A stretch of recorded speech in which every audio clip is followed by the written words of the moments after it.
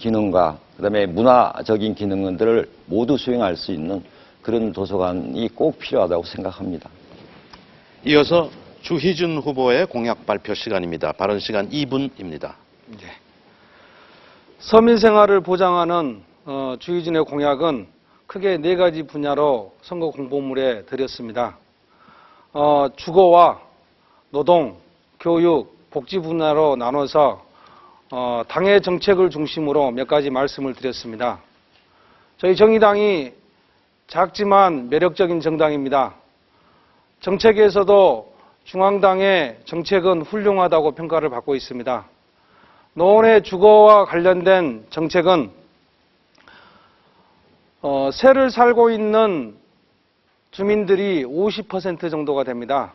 그 주거비로 인해서 많은 부분이 힘들어하고 계십니다.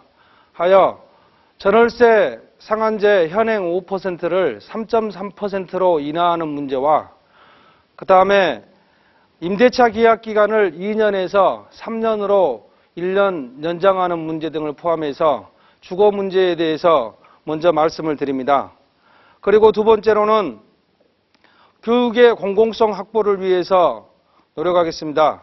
누리과정 100% 국가 책임제, 고등학교 무상교육 실시, 대학생들은 고지서에 딱 찍히는 반값 등록금 실시 등 교육의 공공성 확보를 위해서 노력을 하겠습니다. 다음은 복지 공약입니다. 서민생활 복지 증진을 위해서 체제 생활을 보장하는 생활임금제를 전국적으로 확대 시행하고 미취업 청년들을 위한 청년 디딤돌 급여 지급을 연간 최대 540만 원으로 제한해서 지급할 예정입니다. 더구나 장애인 의무고용 촉진법을 개정해서 실효성이 떨어지고 있는 부분을 개정을 할 필요가 있다고 생각합니다. 이상입니다. 잘 들었습니다. 그럼 안철수 후보가 주희준 후보의 공약 사항에 대해서 질문해 주시기 부탁합니다. 30초입니다. 주희준 후보께서는 협동조합 같은 사회적 경제 분야를 오래 하셨습니다.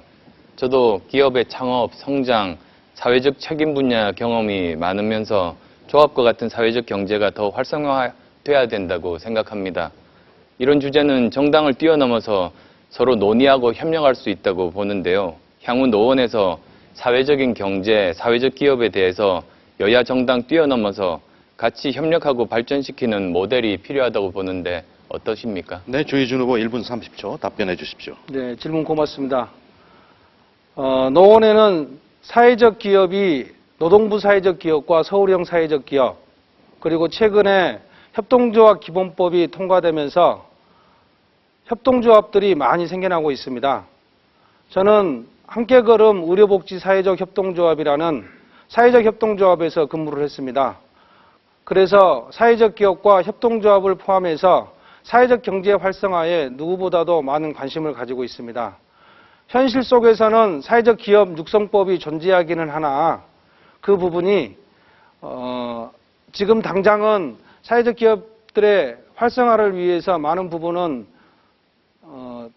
제한을 좀 이렇게 받고 있어서 그 부분에 대해서 검토를 적극적으로 하는 게 필요하다고 생각을 합니다. 더불어서 방금 말씀 주셨던 것처럼 사회적 경제 활성화는 지역에서 지역 주민들과 자본이 많이 있지 않지만은 충분히 지역의 일자리 창출을 위해서 필요한 부분이기 때문에 여야 할 것 없이 노력을 하는 것은 되게 좋은 제안이라고 생각합니다. 네, 이준석 후보가 주희준 후보께 질문해 주시기 바랍니다. 30초입니다. 네, 주희준 후보께서 말씀하신 누리과정 예산 100% 국비 지원에 관해서 한번 질문드리고 싶습니다. 현재 보육비 관련해 가지고 첫 번째로 주희준 후보가 지적하신 것처럼 예산의 부담 주체가 누가 될 것이냐 또 하나의 토론 주제입니다. 하지만 또 한 가지 보육 현장에서 나오는 우려의 목소리를 듣고 계실 겁니다. 보육비 자체가 비현실적으로 낮게 책정되어 있는 거 아니냐. 그러면서 그걸 합리화할 필요성이 있다라는 주장이라는 것은 주희준 후보님의 주장과 결부시켜 봤을 때 상당한 국가 재정의 부담으로 돌아올 수 있습니다. 이 상황에서도 국비 100%만을 저희가 고집해야 되는 것인지. 발언 시간, 질문 시간이 종료됐습니다. 네, 주희준 후보 답변해 주십시오. 예. 복지의 문제는 무상복지 누리과정의 문제는 사실은 박근혜 대통령님의 공약이었습니다.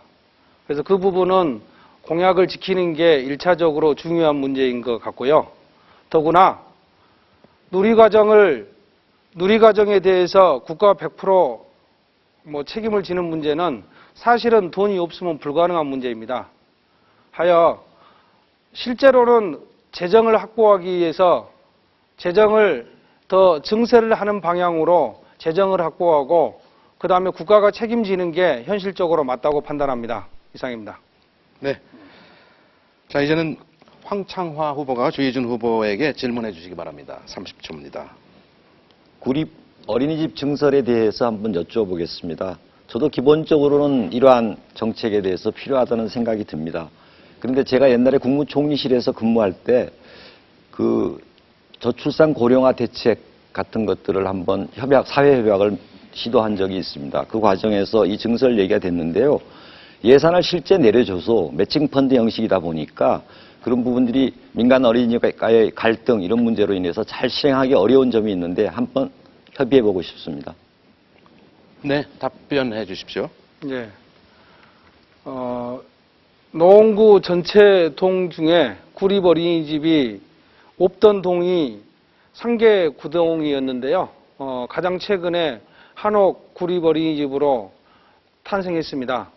그래서 지금은 각 동별로 1개 이상의 구립 어린이집이 존재하기는 하나 구립 어린이집의 수요는 굉장히 많습니다. 그렇기 때문에 구립 어린이집을 더 증설해서 실제로 지역에 있는 주민들이 어린이집을 이용하려고 하는 학부모들이 편의를 위해서라도 국가에서 비용의 문제를 봐서라도 구립 어린이집은 더 확장돼야 된다고 생각을 가지고 있습니다. 예, 이상입니다. 네. 이제는 안철수 후보가 공약 발표하는 순서입니다. 발언 시간 2분입니다. 짧게 4가지 정도만 설명드리고자 합니다. 첫째로 미래형 신산업을 육성해서 위기의 한국 경제의 활로를 찾아야 합니다. 지금은 정치가 싸울 때가 아닙니다. 미래를 준비해야 합니다. 저는 20대 국회에서 1년 예산 1%인 4조 원 정도를 과학기술과 창업 등 미래 먹거리에 추가로 투자할 것을 제안한 바 있습니다. 둘째로 좋은 일자리가 많이 만들어지지 않으면 성장이 무슨 의미가 있겠습니까? 사회 각 분야를 망라하는 미래일자리위원회를 만들어서 우리 국민, 특히 우리 청년들이 취업할 수 있는 좋은 일자리 만들기 정책을 최우선 과제로 두겠습니다. 여기에는 여야가 이견이 없으리라고 믿습니다. 셋째로 우리 노원의 발전을 위해서 상계동이 미래의 변화에 앞장서도록 정부기관, 기업인, 전문가들과 함께 창동 차량기지와 도봉 면허시험장 부지에 미래형 과학기술기지와 교육센터, 신산업이 유치될 수 있도록 노력하겠습니다. 넷째로 노원의 어르신들이, 어머님들이, 그리고 노원의 학생들이 행복해지도록 청소년 리더십 센터, 교통소음을 방지하기 위한 방음벽 설치, 채용문화시설 건립 등 생활의 실질적인 변화를 위해서 꼼꼼하게 챙기겠습니다. 잘 들었습니다. 그럼 이준석 후보부터 안철수 후보에게 질문해 주시기 바랍니다. 30초입니다. 예, 안철수 후보께서는 박원순 시장과의 친분을 홍보물에도 크게 강조하셨고 그리고 지난 3년 동안 많이 광고하셨습니다. 그런데 지난 2월 23일 서울시에서 발표한 창동 상계 신경제 중심지 계획에 따르면은 지금까지 26개의 사업 계획이 그 문서 안에 들어 있습니다. 그런데 정작 창동 지역에는 K-팝 아레나 그리고 창업센터, 환승센터, KTX 등 수많은 시설들이 위치되었지만은 노원구 지역 중랑구 건너편은 땅 팔겠다 계획밖에 없습니다. 면허시험장과 창동기지. 무엇을 하신 겁니까? 네. 안철수 후보 답변해 주십시오. 1분 30초입니다. 예, 그 창동 차량기지 관련해서는 제가 이제 3년 전 재보궐선거 시절부터 관심을 가지고 열심히 해오고 있습니다. 그래서 결과적으로 서울시에서 이 부분만 전담하는 부처가 만들어졌습니다. 그래서 정기적으로 보고를 받고 챙기고 있습니다. 그 계획에 따르면 먼저 창동 쪽부터 이제 개발이 되고 그 다음 순서로 우리 창동 차량기지 부지로 옮겨옵니다. 그리고 거기에는 노원구에 이제 소재하고 있는 6개 종합대학의 인력과 기술을 활용을 해서 거기에 대해서 신성장 동력들을 만들 수 있는 창업 그리고 연구센터를 활성화시키고 그리고 또 중견기업들을 유치해서 일자리들을 많이 만드는 그런 그 계획을 하고 있습니다. 그리고 또 도봉운전면허 시험장이 지금 이전이 돼야 되는데 정부의 많은 부처가 지금 반대를 하고 있는 실정입니다.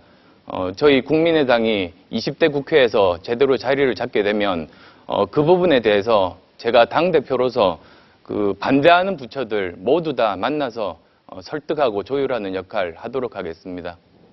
네, 이어서 황창화 후보가 안철수 후보의 공약 사항에 대해서 질문해 주십시오. 30초입니다.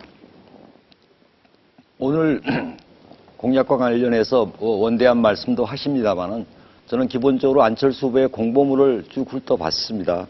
근데 공보 내용에서는 그런 원대한 계획은 없고 아주 짜잘한 지역 공약 위주로 서술되어 있더군요. 저는 이게 국회의원 선거 공보물인지 의심을 했습니다. 더구나 이제 좀 있으면 5월 달이면 완공되는 인생 이모작 센터를 공약으로 내세우는데 이거 구청에서 하고 있는 일 아닌가요? 네, 안철수 후보 답변해 주십시오. 1분 30초 드립니다. 예, 그 공보물을 보면 지역 공약이 있고 그리고 또 우리 국가 미래를 위한 비전이 있습니다. 제일 마지막 페이지입니다. 아마 마지막 페이지 못 보시고 말씀을 하신 것 같습니다. 저는 기본적으로 상계동에 대한 공약뿐만 아니라 우리 상계를 위해서 국가 전체적으로 제도적으로 어떤 부분들이 개선이 되어야 서민과 중산층의 삶이 나아질 수 있는가 그 부분에 관심을 가지고 집중적으로 일을 하고 있다는 점 말씀을 드립니다. 그리고 또 그 여러 가지 지역 공약들 대부분이 제가 유치한 겁니다. 일반적으로 지금 현재 구청이나 서울시에서 예산이 부족한 부분들은 제가 중앙에서 특교세를 받아왔습니다. 지금 말씀하신 그 인생 이모작 센터의 경우에도 제가 그 전에 행자부에서 받아와서 이것이 이제 그 실현이 될 수 있었던 그런 부분입니다. 다음 주희준 후보, 안철수 후보의 공약에 대해서 질문해 주시기 바랍니다. 질문 시간 30초입니다. 네, 안철수 후보님에 대해서는 지역에서 다양한 의견이 많이 있습니다. 그리고 잘 아다시피 노원구에 서울시에서 노원구가 장애인 거주가 가장 많습니다. 그래서 제가 여쭙겠습니다. 정책 카페 옆에 있는 마을 치과에서부터 시작해서 상계 3동의 불암 동아 아파트까지 휠체어 장애인이 이동할 수 있는 가장 이렇게 적합한 경로를 좀 말씀해 주십시오. 안철수 후보 답변해 주십시오. 제가 보건복지위원입니다. 제가 보건복지를 택한 이유가 지금 주희준 후보께서 말씀하신 대로 우리 상계동이 그 어르신 그리고 장애인 그리고 기초생활수급자 수가 서울에서도 가장 많이 살고 계시는 그런 지역이기 때문입니다. 그런데 이 부분은 그 노원구만 가지고 해결될 수 있는 부분이 아니라 국가 정책적으로 바꿔야지 해결될 수 있는 부분이기 때문에 제가 보건복지위원으로서 이제 이 부분들을 담당하게 됐습니다. 그리고 장애인 부분에 대해서도 저는 그 이미 많은 관심을 가지고 간담회를 열고 그리고 또한 그 법안도 제출하고 그랬습니다. 관심 많이 가진 부분 중에 하나가 그 BF 인증에 대한 부분입니다. 베리어 프리라고 해서 그 장애인분들이 손쉽게 드나드는 그 건물이나 시설에 대한 인증인데요. 안타깝게도 국회의원회관조차도 그것을 생각하지 않고 설계가 됐습니다. 그리고 지금 노원구청도 사실은 마찬가지고 지금 말씀하셨던 그 경로도 구청도 제대로 그 장애인분들이 출입하기가 어려운 상황인데 그 일반적인 그 길이야 더하지 않겠습니까? 그런 부분들 계속 개선하도록 노력하겠습니다. 지금까지 후보들의 공약 검증 시간을 가졌습니다.